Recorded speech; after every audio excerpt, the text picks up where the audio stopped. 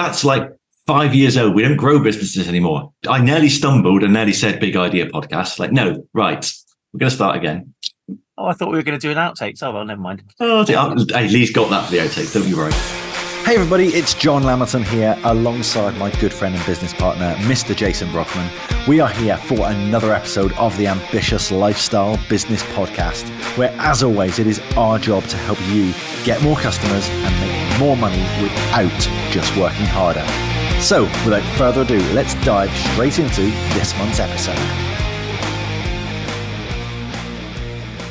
Hey everybody, welcome to another episode of the Ambitious Lifestyle Business Podcast, where as always, we are here to help you improve your business using the mantra of constant, never-ending improvement to make sure that you have not only a better business, but a better lifestyle. We are joined today by Matt Fox. Now, Matt is the owner of Physiocore, which is a group-based class helping people future-proof their body with a unique combination of mobility, core, balance, and strengthening exercises. As a physiotherapist with a degree in sports science, he's worked in the NHS, in private practice, and spent over 10 years working full-time in professional football at Manchester City and 2023 Papa John's trophy winners. Not bitter about that whatsoever. Bolton Wanderers FC. Matt has helped many hundreds of people create a flexible and strong body with a view to keeping active and healthy for life.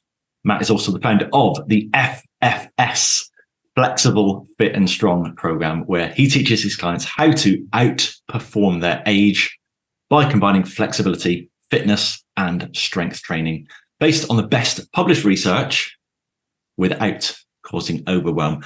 Matt, welcome to the ALB podcast. Thank you for having me. Appreciate it.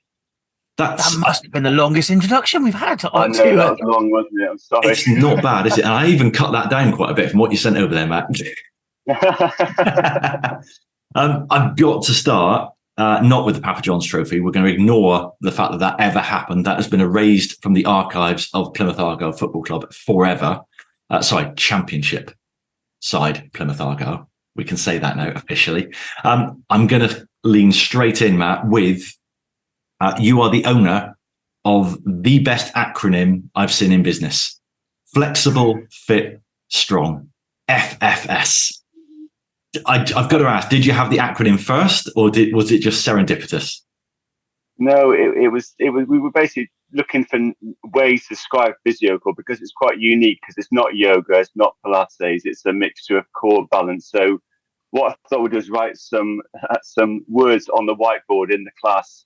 And then I thought I'd ask the people to kind of say what they thought was the most appropriate one, not realizing what they would select, which actually was the FFS, Flexible, Fit and Strong. So it just kind of happened that way. So it wasn't me that chose it by any means. It was, I can blame the participants for doing that. And then it was only when we realized when I shortened it and put it next to each other in a different format, that obviously it could be used by some people for another way. Oh, fantastic. We could have really had some fun with that. You basically had people like us in the audience who are like, right, how can we come up with just the dirtiest acronym possible? Yes. Yeah. Flexible, unique, balance, and relaxation. There you go, FUBAR. Yeah, that's definitely one. I've actually got the logo done for a t-shirt, but I've not quite had the courage to have it done yet. But you wait and see. I might sort that out quite soon. Why did because a lot of people that go to class are parents. So I thought if the parents was wearing it on the school run, I was kind of thinking that could be a bit awkward. So we will see. Watch your space. I thought it was your anthem of your clients as they get out of bed. It's FFS because they couldn't reach to put on their socks, or they can't get out and play football, or kids come and play football again, Dad. And it's like, oh, FS, I can't do it. Yeah. And I thought that's where it was going to come from. Yeah, no, that's the way, really. Yeah. So Matt, how is it you found your way into our 1% club? What was that journey like for you? Well, the journey was, starting out on myself, my business in 2016. I went through, reading lots of business books and maybe being the guy that, just reads it but doesn't take action. And then Amazon, I think, targeted me for the Big Idea book. So it was on my suggested books to read. So I saw it, I liked the bio of it. It was interesting because it was, a lifestyle business, which I was interested in. So it was, I think it was 2018. I think it was. I'm sure that was when it was around that time anyway. That the boys, I've got two boys, Ben and Will, and they were, I think probably 3 and 7 at the time. So they were quite young, and we decided to camp in the garden. And obviously, with them being quite young, they fell asleep relatively early, which was quite good. But I was left with the Big Idea book, which I then read that book, read most of it, probably half of it in the tent, and then I finished it off over the next preceding days. And that was the process really, where I'd kind of, there was the pressure when you had your business, was growing your business and trying to make it this big, thing that you could scale and you could sell on in the future. But actually, what I wanted was to spend time with my family now, as opposed to, spending lots of hours working. So it was an epiphany for me that, I could have a lifestyle business that served me now, and I could have the lifestyle I wanted without overdoing the hours, and also not feeling guilty about it as well. That was an option. It wasn't having to be this big thing that, that I could, that I needed to do. So that was it really. It was the Big Idea book. Whereabouts were you in your business journey at that time when you were in the tent? I was at a point where I started out, prior to the book, I'd started out on my own. It's a physio, seeing people one-on-one. I then chance meeting of the previous owner of Physiocore and purchased that program. Purchased that program. It's about a year after that, I'd say. I'd already gone through another program before, which was good, and I got a lot out of. But it kind of ended, and it was one of these things that, knowing from business, it would be an ongoing thing. And I like the idea of the 1% club and having that community of people that were in the same process as me and were willing to keep, nudging away at it over time.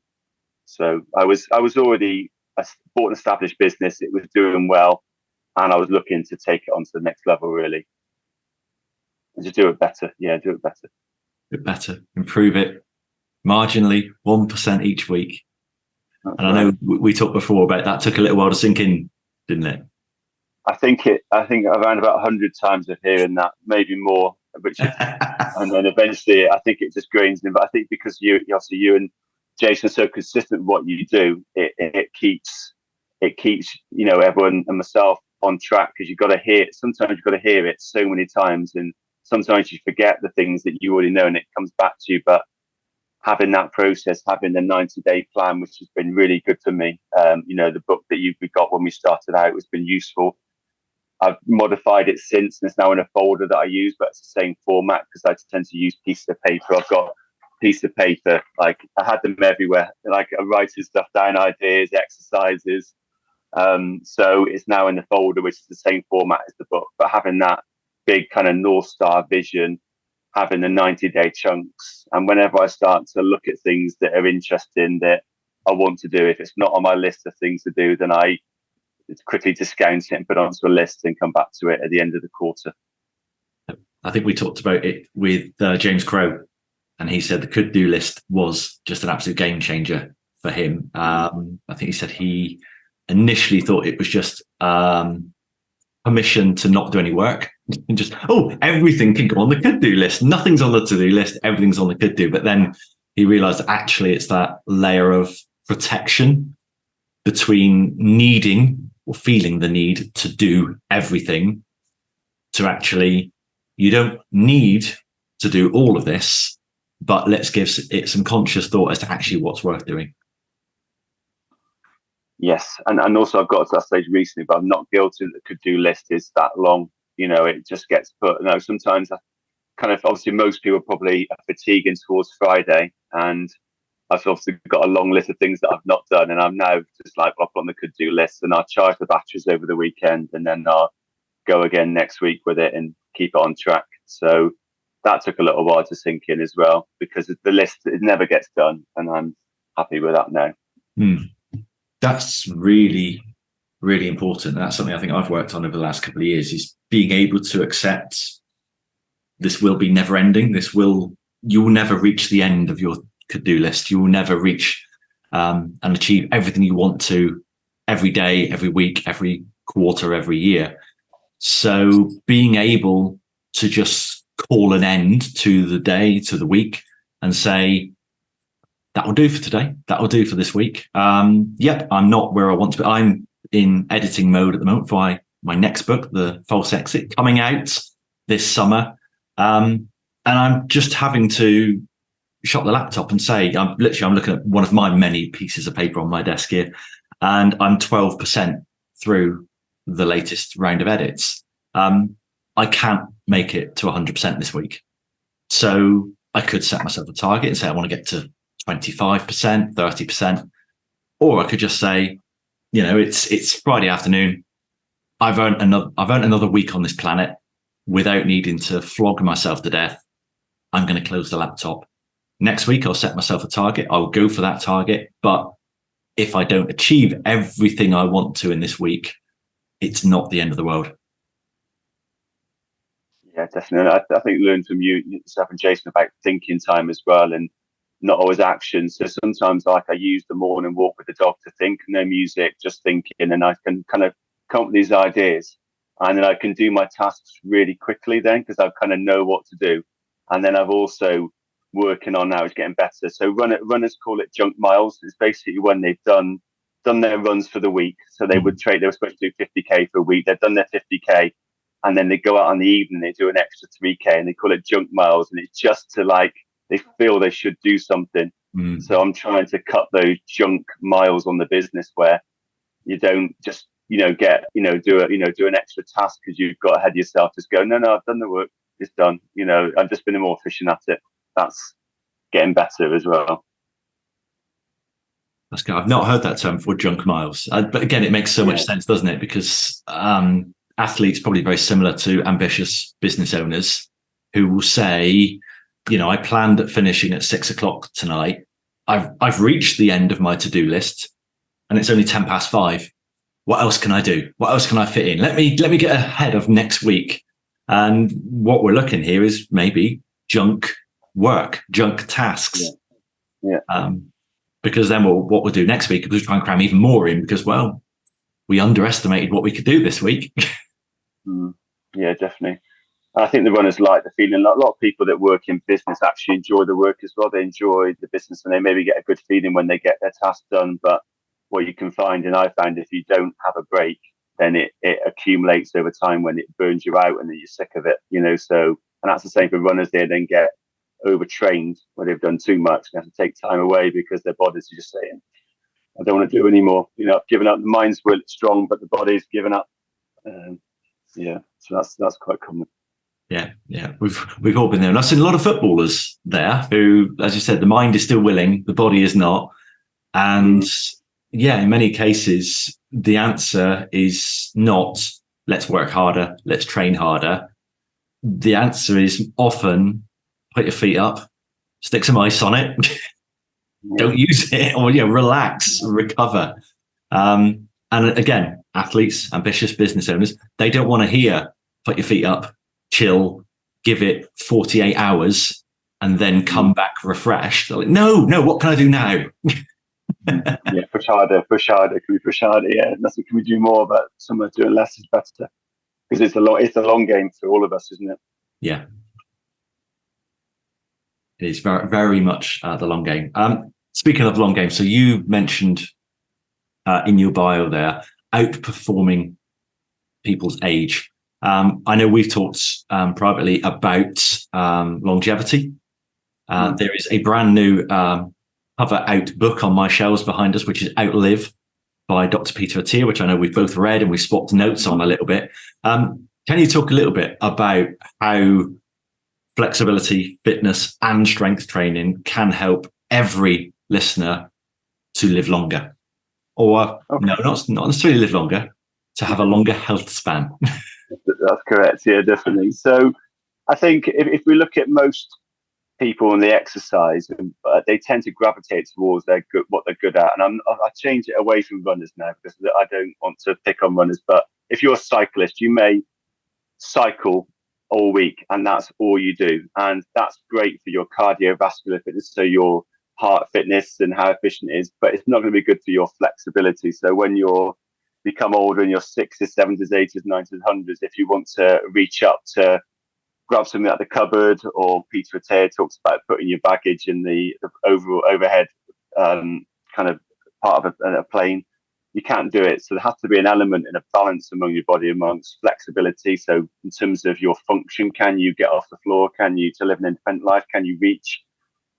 Cardiovascularly, can you, is your heart efficient? We know the more efficient your heart is in terms of your VO2 max, the longer you're likely to live and live better. And then we know strength is key as well. So it's getting that balance between the three key areas that we know are linked with living well. We know that as we age, unfortunately, things get worse.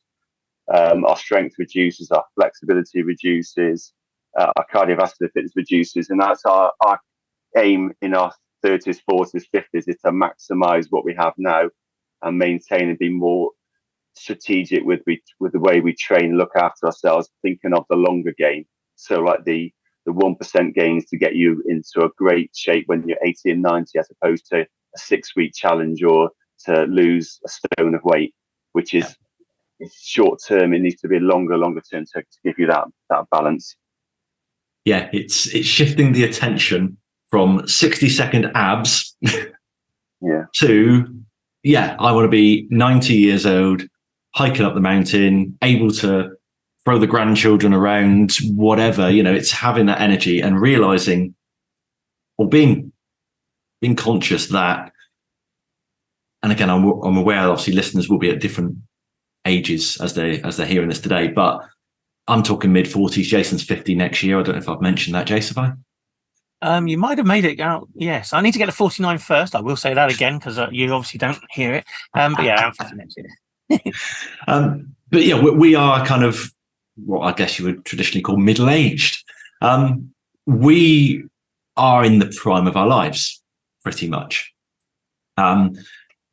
We don't think that when we're 70, 75, that we're going to be the doddery old frail men that we see mid-70s now. No, Jace and I, we went to the football a couple of weeks ago. We took my dad. My dad is 81 years old. And he nearly gave the pair of us a heart attack, didn't he? Yeah, he did. It was incredible, I've got to say, because I've attempted that maneuver so many times and it ending badly. So yeah, I'll let you tell them what the maneuver is. Yeah, he, all he was doing was walking up some stairs. But most people walk upstairs, they walk upstairs fairly straight. No, he was doing it very sideways and like almost like a ship, just listing with the waves. And both of us just sort of went to grab him at one point. He's like, "No, I'm fine. Obviously I've grown up with my dad, but when I was a kid, my dad was this mid-40s, early 50s, strong, fit bloke. He climbed up and down ladders all day. He was super strong, super fit, fantastic. And now he's a frail old man. And where did that happen? Incidentally, a frail old man that climbed over the back of one of the folding chairs, and that was the maneuver I was referring to. He didn't want to disturb the people in the row, so he walked behind the row and then put his leg over and tried to get over the back of the chairs to get in the seat in front. And that's the maneuver I've tried several times, and it never ends very pretty, but he managed it, and it was like, wowzers. And that was the bit I thought he was going to go, ah! So Dr. Peter Attia talked in Outlive about the centenarian decathlon. These sort of 10 things that you want to do when you're 100 years old. You still want to be able to, walk up the hill or, walk, 3 blocks carrying a couple of bags of shopping. You want to be able to put stuff on the top shelf of your cupboard. You want to be able to lift your grandchild. You want to be able to have sex. So if you want to get your leg over when you're 81, as my dad did, then you need to practice. But I think what he was saying there, Matt, is you need to practice above and beyond. So if you want to lift the grandchild and that grandchild is 20 pounds, you need to be able to lift 40 pounds now. Is that right? Yeah, so I use the word capacity. So I think that's a good way to think of it. So are you working at your full physical capacity at the moment? So for instance, if all you're able to do is to walk and you get some kind of setback, whether that's an illness or an injury, and you are in your 70th or 80th decade, there's not a lot of leeway. You might drop down a little bit and then your capacity is reduced. Whereas you want, rather than having your car driving at full whack, 100 miles an hour and using your full capacity, you want to have it running at 60, 70, and you've got a bit of reserve left so that you're not always maximizing what you've got. So that would be, like say, if you want to be able to lift up a 30-pound child, you can easily pick up 50 pounds. So you're not, in terms of the way, obviously Peter's a doctor and I'm a physio, so I'm looking at more of an injury point of view. So the more that you work at your capacity, the higher risk you are picking up niggles and injuries. You want to have a bit of leeway, a little bit left in the system. We talk about whether that's your cardiovascular system, your strength system, your flexibility system. That's the way I tend to look at it. Definitely. The reason I think I'm keen for listeners to kind of go down this little rabbit hole is because if you listen back, and this is episode 102, I believe, of the ALB podcast. So earlier, Matt said that he needed to hear the constant never-ending improvement message like 100 times. So 102, all listeners should now be at this point where they get it at last. But if you go back through the 102 episodes, you'll hear many, many stories of Warren Buffett, of Charlie Munger, talking about the hill of time, talking about the power of compounding and letting time do all the work. I think when Buffett was asked what's the secret to his success, he said three things. He said living in America for the opportunities, compound interest, and good genes. That's Warren Buffett, who I think is 93 years old. Charlie Munger is 100. So he is literally doing the centenarian decathlon at the moment. He is 100 on New Year's Day next year. These are guys who their secret power, and I think we've talked on this a few times, isn't the annual rate of return they get. It's the fact that they've held that annual rate of return for 8.5 decades. That's the power. And this is where every single listener to this podcast can get an advantage over the next 6 decades, or however long you have left on that hill of time, by just changing your attention from how do I 10x my business in the next month? How do I get 60-second abs? To how can I win over the long term? The reason that book is cover out on my bookshelf isn't necessarily health focused for me. I've answered that question many, many times. What is the single biggest thing I can do to grow wealth in my lifetime? Live longer. Just have a longer hill of time. The more I do that, the less hard I need to work this year, next year, and the year after, because just like Buffett and Munger, I don't need a 30% yield. I'm quite happy with a 12% yield and an 8.5 decade hill of time.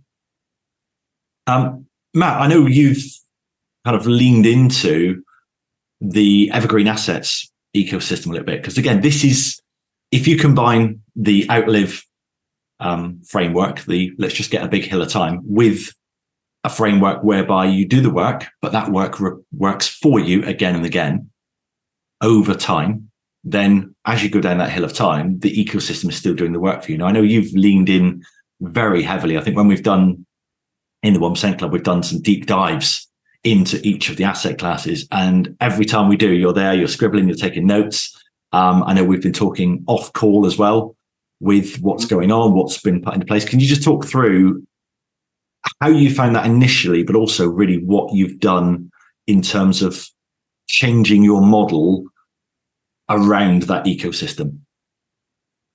Yeah, no, definitely. So what I did in terms of the Evergreen Assets was to, one, I read the book through, scribbled notes down, made sections. Then I decided to pick an asset, an area to focus on. Rather than trying to do a little bit of everything, I decided to hone on a particular area. And the area that I looked at was more the retention type area. So keeping current clients, because I feel relatively new to business, doing it for 6 years, which I do think is quite soon, and it's a lot harder to get a new client and keep them than it is to look after current clients. So a big thing that we've changed in our business is to spend a similar amount on retention as we do on marketing, to bring new people in and really looking after people, because they're the ones that have invested in us, and we want to look after them. So having a process that we have an onboarding process for new people to make sure that they feel part of the club, like the 1% club as well. So they integrate well, they understand the system, they understand what there is in the membership, but not to overwhelm them, just to drip feed things out.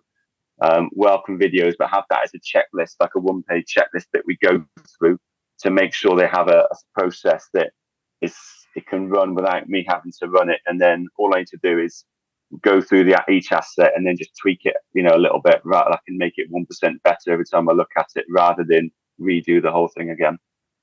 So we use that for various areas of the asset classes. Constant, never-ending improvement. There we go. Yeah. Again, that's very much the way I like to look at any business now, is to take that or dissect it into so I'm doing the flywheel here, aren't I? Doing the Evergreen Assets ecosystem and just thinking, okay, well, where do you get leads from? How do you nurture those leads? How do you convert them to sales? How do you keep them? How do you make everything work like clockwork? And then how do you get clients turning into more than one client? What I think you've done really well there, which again, I think a lot of people don't necessarily do. They kind of, and I've talked about this a little bit in the false exit. If you work through that ecosystem and you were to score yourself on each of those asset classes 1 to 10, where are you currently a 3 out of 10? And where are you currently 7 or 8 out of 10? People will naturally look at the 7s and 8s out of 10 and say, oh, we're really good at lead generation. Great, let's generate some more leads. That's fantastic. But if retention is a 3, then everything grinds to a halt at that point of the ecosystem. And actually, you're better off getting that 3 up to a 5 than you are getting the 7 up to a 9. And it's almost looking at where the weakest points on your ecosystem, on your flywheel are, and then addressing that. And again, you've mentioned retention. I know when we worked through this, and we're obviously constantly going through our own ecosystem, but when we went through it, retention was again the weakest point. So we devoted several 90-day plans to improving retention. Again, I've worked through this in false exit. I haven't reached this point of the editing yet, so I can't remember the exact numbers, but I'm pretty sure we started with a 2 out of 10, and I would guess it's probably at about a 7 or an 8 now. We've made significant improvements to our retention strategies, and that improves the whole ecosystem, because the more clients we keep, the more viral assets we can get, which generate more leads, which generate more sales, and it just amplifies everything. I want to rewind just a little bit on that, because I love the fact that you looked at that overwhelm that your new members could have, because that's another area which we were really weak with. And yeah, for about 4 years now, we've worked on onboarding and making sure that everyone knows where everything is, because there is a huge amount of content within the 1% club, as well as there's a huge amount of content for yourself, mate, with your program as well, isn't there? I know just recently we've had conversations about actually there's all this stuff that they need to kind of do to get to where they want to be, but actually drip feeding it to them is a much easier way of kind of doing that, and actually the bits that is important to them and signposting to those. So it's really good to hear you say that actually you've kind of put that onboarding process in place and obviously followed through with you on our one-to-one. Yeah, definitely. Yeah. I can say the membership site is I can say that you've improved it in terms of the way it's laid out. Like I can dip in and out of it, and I don't feel like I should be doing every coaching call or every masterclass. I just make sure that if it's on my to-do list or my monthly plan or my ISO plan, I pick it out and do it. It's if it's like, for instance, I'd watch the Swipe and Deploy our 1% model, yesterday, and took notes on it, because that was what we talked about in the one-on-one call, and I could then go straight to that masterclass, pick it out, make some notes, and then put it to action. So that was good. I don't feel I should have to go through every coaching call and every masterclass, because that would just overwhelm me. So obviously working with you one-on-one has been really helpful. I think a lot of business owners will have that need to digest everything, and the kind of books are a little bit like this. I know you mentioned earlier, kind of you used to just read all the books, great, and like that was it. I said the rabbit, no, not rabbit, chicken in the library, chicken and the frog in the library from Routine Machine. Read it. Moving from that into reading the books and following the instructions, I think from what I've seen of you over the last couple of years, you are the epitome of read the book, follow the instructions, because you'll come on a coaching call, we'll give everybody the instructions, and you are, if not the only person, you're certainly the first person to come back and say, here's what I've done. Here's what I've implemented as a result of that call. And I think that is why you're now reaping the rewards. And obviously with the Evergreen Assets focus that you've had, you're not just reaping the rewards for the work you're doing now, but the work you're doing now will pay dividends in the future. And that obviously goes back into the FFS platform as well, that the work your clients are doing now will benefit them 5 years, 10 years. When you are 70 and you've got your health, you've got your business sorted, you are going to thank current Matt for the work he did, aren't you? That's right. Yeah, definitely. Yeah. What decisions you make now, will impact in the future and the direction you go on. It's key just to keep edging away at things, really, and having that big, like you talk about the North Star, where you're aiming, and you don't always know how you're going to get there. You think it's going to be linear, and it's same with health. You think it's going to be linear, but there's not. There's things that crop up along the way. But if you don't know what's coming till it comes along, and then obviously being part of the 1% club, there's always someone there to ask, or there's various master classes or coaching calls that can get you through something where someone's been there before and done it. Yeah, I think that if listeners take nothing else from this call today, that line that it's not a straight linear path is everything you need to know, because the amount of people, and we've all seen that meme where you've got the start line and the finish line, and it's what I expected to happen, and then the reality is cliff faces and huge chasms and just black swan events. Even just thinking about health in general and the whole outlive principles, I'm sat here today with a continuous glucose monitor on. I've got a sleep tracker, I've got a fitness tracker.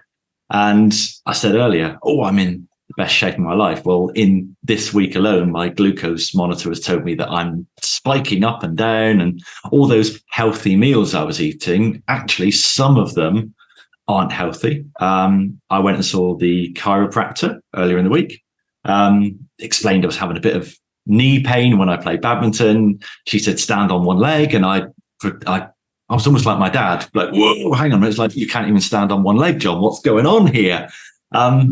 That's that bump in the road that actually, I thought I was doing great, and I'm on this straight linear path to living to 123. Realistically, there's some bumps in the road. And that, I think, again, for listeners, is very important to think that all the people you think are absolutely killing it and smashing it out there, they're having wobbles too. They're having trouble. They're finding bumps in the road. But crucially, I'm not giving up here. I'm not going, that's my lot. I'm not going to live to 123. I'm going to make it to mid 70s or mid 80s. No, I'm going to find a way around this. I'm going to adapt and adopt my reactions and responses to this. Yeah, definitely. And I think that I was talking to Jason yesterday about my training, because obviously that's my job, is to do training and exercise. And so that now I have a tracking sheet where I track what I do each week, and I've got the Aura Ring and I look at data. But I think out of this week, I've only probably completed 50% of the actual sessions I want to complete when I want to complete them. And that's like, and I don't feel bad about it now, because the various things are going on. I've decided to build a patio in the garden with no experience, no tools. And so it's one of those, it's completely tired from doing that. But because I have been fit before, I can do it. I can lift things, I can shift things. And I've just had to move things around because I know what I want to do in the week. I just do it on a Saturday as opposed to a Thursday. And I've got this plan that I'm able just to manipulate. And I think if you haven't got a plan on anything you do, you can't move it. And then quickly 1, 2, 3, 4 weeks have gone by and you're off track and you're feeling guilty. But if you have this way of just tweaking yourself back onto the course and knowing where you're going. I think that's key. Yes, that North Star again, isn't it? Yeah. So, so that I don't feel as bad as I did, because I'm really looking at it, and there's been fair reason why I've not been able to do what I've been able to want to do, and I've had to maybe downgrade what I think I can achieve when I'm working. I've got family stuff going on and exercising, etc. So I think it's just having that ability to not feel bad when you can't do what you want to do exactly when you want to do it, especially when you rely on routines. I'm very much routine driven. So having to let go a little bit on that has been good. Yeah, I'm a bit of a fan of routines myself, you know. Yeah. Jason, you got a final question for Matt? Someone said King, didn't they? My final question for Matt. Let me have a think about this. This is going to take some time to come up with, isn't it? So this is the Ambitious Lifestyle Business Podcast. What does that mean to you?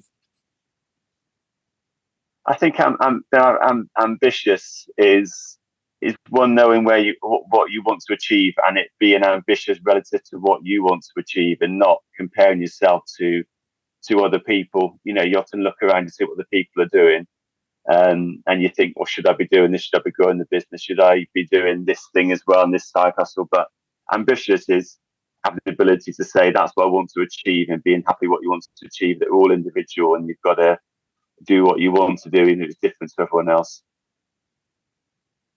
Fantastic. Thank you very much indeed, Matt. It's been great having you on our podcast this time round. No you enjoyed that? And yes, that was good. Yeah, thanks for having me. Appreciate it. Yeah, absolutely great. Thank you for joining us, Matt. As always, thank you to everybody for listening. We will see you next month for, I believe, our summer special. It doesn't feel like summer when I look out the window at the moment, but I believe it is our summer special coming up next month. So thank you for joining us once again. We shall see you next month. So there we are, another episode in the can. How was it for you? Please let us know. However you listen to these podcasts, please leave a review on that platform. Let us know what we can do better, what you like, what you don't like, and how we can improve to make this show even better for you. We'll see you next time.